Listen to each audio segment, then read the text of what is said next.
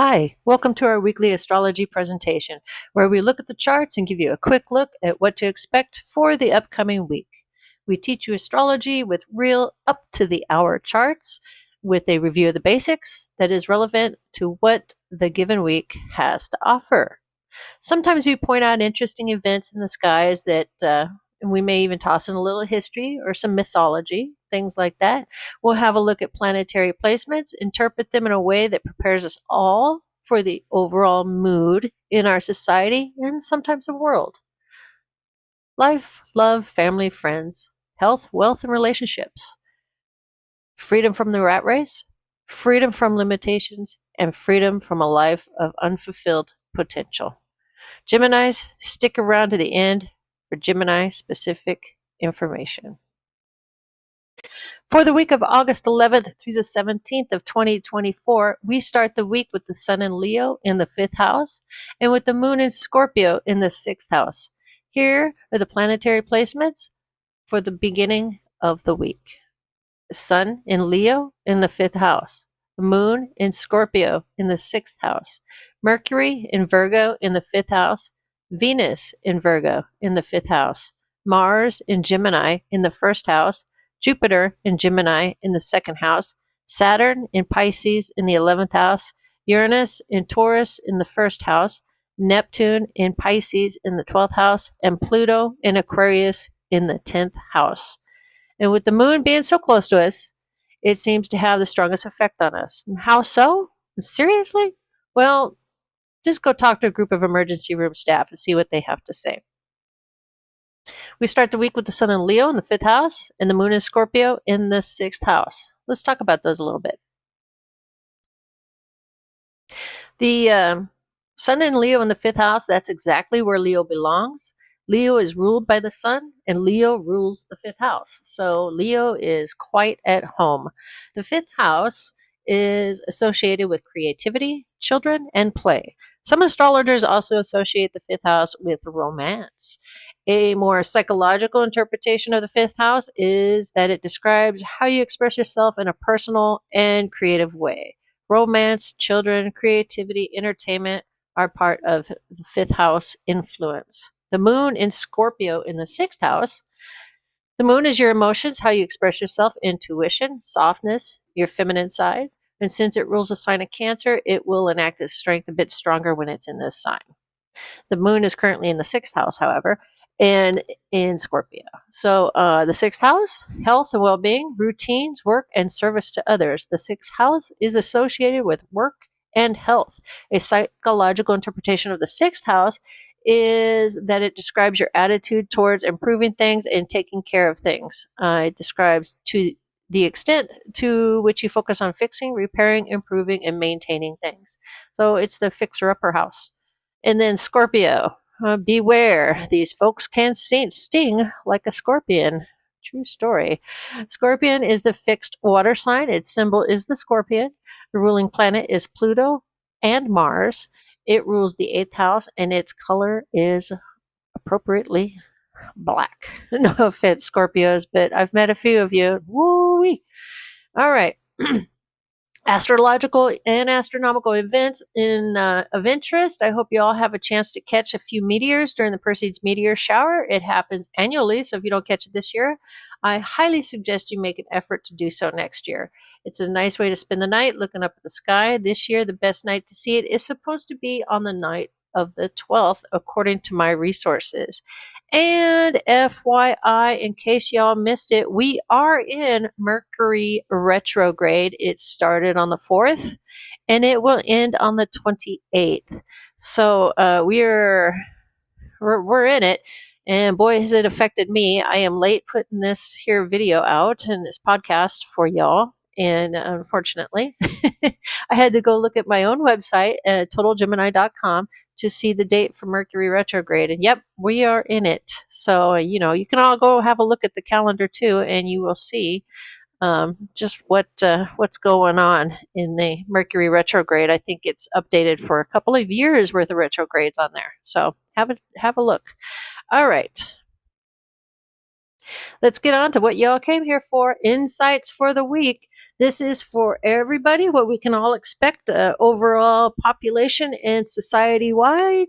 Mars conjunct Jupiter, August 11th through the 15th, is an excellent time to begin a new business enterprise or any new venture.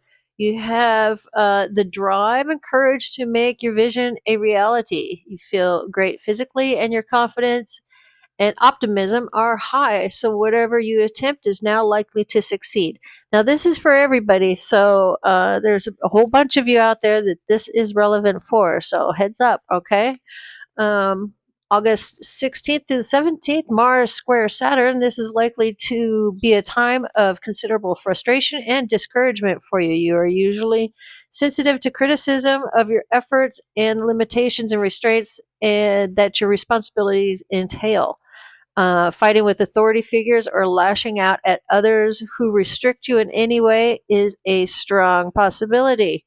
A sense of struggle or of being overwhelmed by obstacles and blockages is likely to characterize this period. Be patient, don't demand too much of yourself at this time. Work quietly and steadily and rely on your own resources. So, if we put this together with August 11th through 15th, where it's an excellent time to begin new business enterprises, it seems that one day it's really, really super confident, and then it overlaps with this followed up almost immediately by caution. So you go into it with umph and stuff. And then once you got all that gusto going, then I suggest you slow down, take a look at things, and kind of reanalyze what you're doing with care. Okay. August 16th through the 17th, Venus square Mars tangles in excuse me, tangles in romantic relationships are likely now. Your sexual drive is quite strong, and you may be more concerned with satisfying your own desires than being sensitive to your partner. Ooh, some selfish lovers out there, huh? Okay, well, whatever. 17th to the 18th, Venus square Jupiter. This is a time when it is difficult to stay on a budget or on a diet, and your tendency is to splurge on beautiful things and enjoy yourself as much as possible. You want comfort and ease and have luxurious tastes. Quality is especially important, and you want to share whatever good fortune you have. So that's nice. So you have super fantastic sex, and then you like to share the after stuff, and go out for a nice dinner. Cool. All right, Mars sextile Sun, August 16th through the 19th. Your physical drive and energy level are high now, probably because of all that sex, and you can accomplish a great deal fairly easily, and are inclined to take initiative and to strike out on your own. So, okay, so you had this great fantastic work thing where you're a new enterprise, new venture that you're taking on with some umph, and then you have to slow down with caution, and then you have some great sex, and you settle down and you go out for a nice dinner, and then your energy comes back for your venture. That all sounds wonderful. Good luck, everybody. I hope it all works out for you. All right, Geminis, here we go. August 9th through the 12th, Mercury sextile Pluto. You are fascinated by the mysterious now. Unsolved or puzzling problems, hidden or behind the scenes aspects of a situation interest you the most. And you delve and probe until you discover the truth. An interest in psychology or other people's secrets comes to the fore. You enjoy spy stories, mystery, and supernatural stories. Okay, read a book. August 9th through the 12th, Mars conjunct Mercury. This is not the best time to schedule any activity that calls for tact, diplomacy, or caution, as you are inclined to be extremely straightforward, direct, and to the point in all of your interactions. You say exactly what you think, and in fact, you are inclined to be verbally aggressive, pushy, and perhaps sarcastic. No, not a Gemini. You gonna be sarcastic? You gonna say what's on your mind? That big surprise there. Okay, August 13th, August 11th through the 14th, Mars conjunct Sun. Most This would be strongest on the 13th. You experience a burst of energy and are more vigorous, bold, assertive, and impatient at this time. You feel ambitious and capable of doing a lot and meeting challenges successfully. However, if your will is blocked, you become very angry. So one day we're sarcastic and then we're going to be angry. Calm down, Gemini. Calm down. Take a chill pill, will you? All right. Mars opposition Uranus, August 11th through the 14th, strongest on the 13th. You are bold and adventurous right now, and you cannot tolerate delays, restrictions, or any form of authority that prevents you from behaving exactly as you please. Your drive for personal freedom and insistence on your rights is pressing, and confrontation in which you have to stand up for yourself is likely. Don't be rash. Sudden acts of anger or violence and a tendency to try to do too much too fast are tendencies you have to be careful and monitor at this time. Gemini, take a chill pill. Chill. All right. I don't have much else to say for you, Gemini. I mean, you have a rough week coming up, but Mercury is in retrograde. So, I mean, seriously. All right, let's do one more.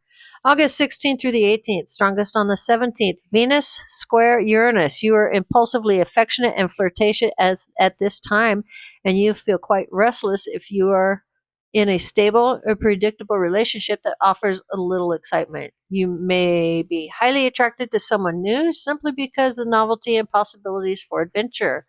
Also, your friends or love partner may behave in unexpected ways. Flexibility and open mindedness in your relationships is called for now. Gemini. All right, whatever. All right, everybody, thank you again for joining me, and I will catch y'all next week. Later. Bye now.